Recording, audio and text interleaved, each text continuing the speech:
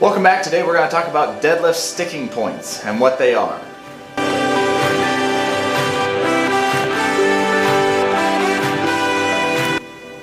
A sticking point is where you would decelerate the most in a lift.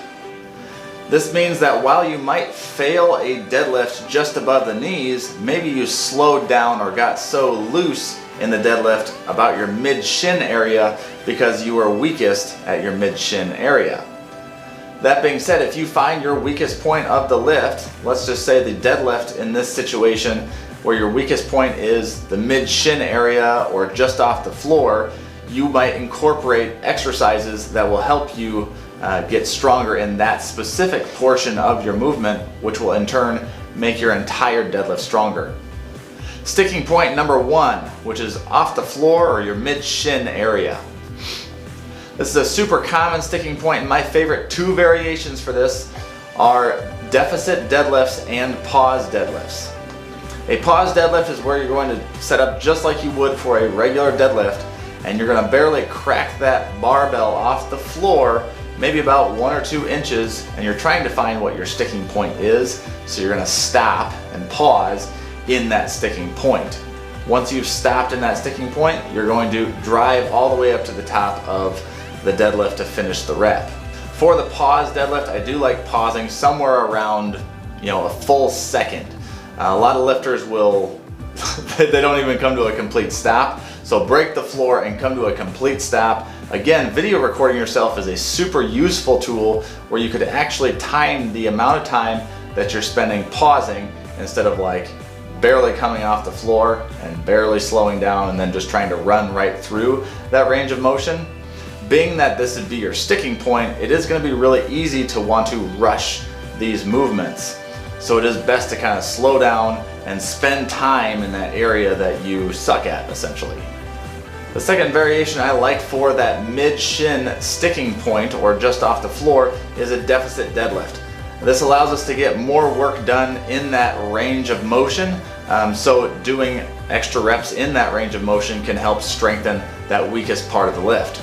Sticking point number 2 is the lockout. A lot of people from the knees up, maybe they struggle with locking out because they don't have strong enough glutes, because you should be finishing the movement using your glutes to lock the movement out. I've got 3 favorite accessory exercises and variations for this sticking point. Number 1 is going to be rack pulls, where you're set up in a squat rack, and again set that barbell maybe just above the knees or at knee height.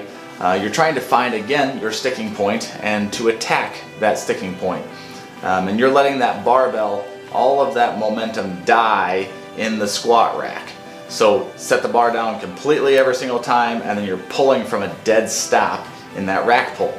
Variation number 2 is a block pull, which is in theory basically the same thing, except for you're using blocks instead of a rack.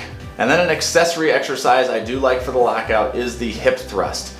Just like I mentioned before, maybe it is a deficiency in glute strength to lock the deadlift out. Doing a hip thrust with a barbell or in some kind of a machine might help you with your lockout ability. Now, with all of that in mind, how do we actually use that within a program? A deadlift is like the most fatiguing of the big 3 lifts: a squat, a bench, a deadlift. It taxes your body a lot, so you don't want to be going ham on deadlifts 3-4 times a week, or you're gonna feel like death. Whereas a lot of lifters can get away with benching several times per week.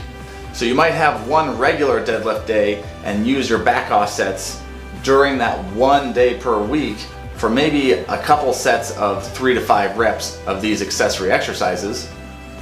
Or another option would be to add a second deadlift day per week and do 3 sets of 3 to 5 reps of these exercises.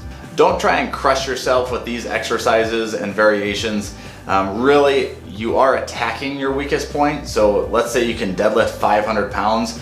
Don't try and do pause deadlifts with 455. The idea is that maybe you do have to use a lighter weight and a lighter load on the bar, but by doing so and spending time in the areas that you suck at in a deadlift, you're gonna get better at the whole deadlift. So don't go crazy with your weight on these. Obviously you'll progress your weight as you get better at the lifts, but these variations are excellent for those sticking points.